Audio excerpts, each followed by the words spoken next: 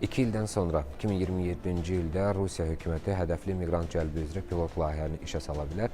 Kommersantın yazdığına görə xarici işçilər öz ölkələrində bütün zəruri yoxlamalardan keçdikdən sonra Rusiyaya birbaşa müəyyən edilmiş işə götürənlərə gələcəklər. Beləliklə, Rusiyaya gəldikdən sonra ayrıca icazə sənədləri axtarmağa ehtiyac qalmayacaqdır. Layihənin həyata keçirilməsi üçün zəruri hazırlıq işləri 2026-cı ildə başa çatdırılmalıdır. Mütəxəssislər bildirirlər ki, bu sistem iri müəssisələr üçün effektiv olsa da kiçik və orta biznes üçün çətinliklər yarada bilər.